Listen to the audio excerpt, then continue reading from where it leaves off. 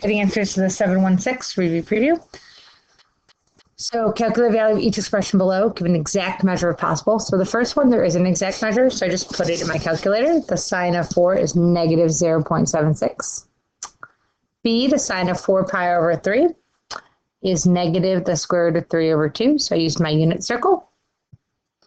91, find the exact values of the angles that are solutions to the equation sine of 0.5, express your solutions in radians. So I know that on my unit circle, when sine is a half, it's at pi over 6, or sine is also half at 5 pi over 6. 92, it wants us to calculate the values. So it wants us to keep going until we get to much further than this. So we did 120, 135, 150, 180, 210, 225,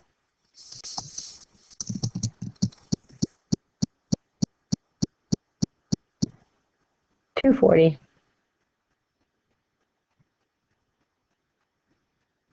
270,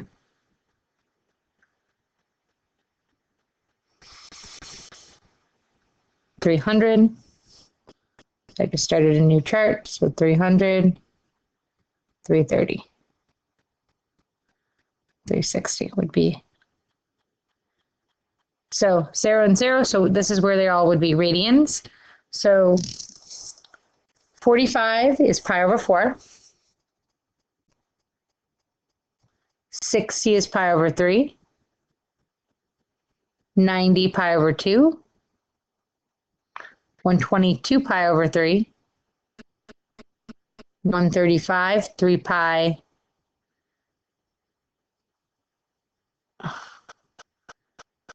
over 4. 150 is 5 pi over 6. 180 is pi.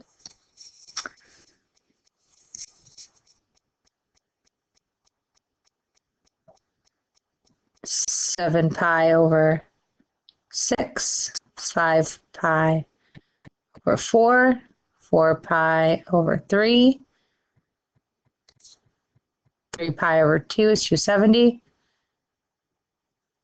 So 300 ends up being 5 pi over 3. 330 is 7 pi over 4. And 360 is 2 pi.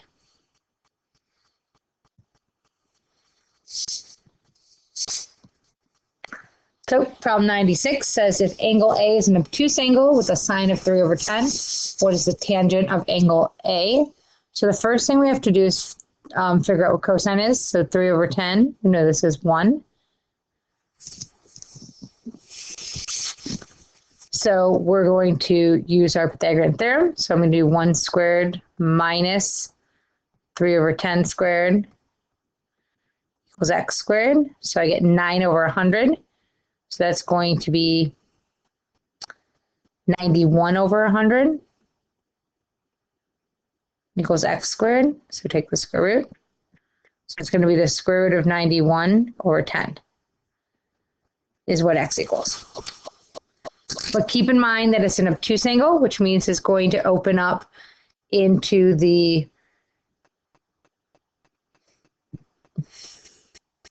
when it's an obtuse angle, it's going to be opening up into the second quadrant. So cosine is going to be negative. So it's a negative 91 over 10. So when I find tangent, which is 3 over 10 divided by a negative square root of 91 over 10.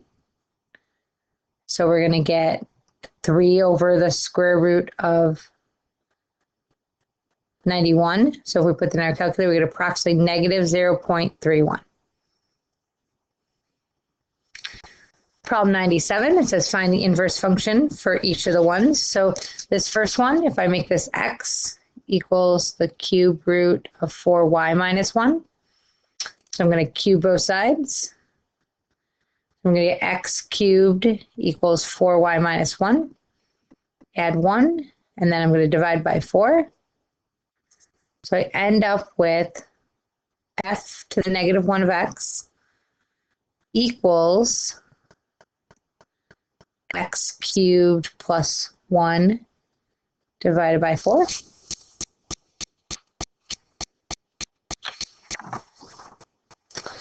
For b, it's a logarithm, so the inverse is an exponential.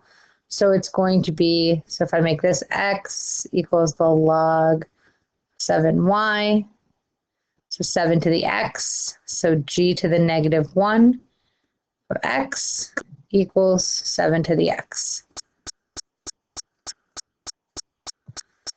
Problem 98, solve the following equations. So the first one, I'm going to divide both sides by 2. I'm going to get x minus 1 squared equals 9. Find the square root of both sides. Get x minus 1 equals 3. X minus 1 equals negative 3. X equals 4. X equals negative 2. So for b, first I subtract 3. So 2 to the x equals 7. Change it to a logarithm. The log of 2 of 7 equals x. So x is approximately 2.81.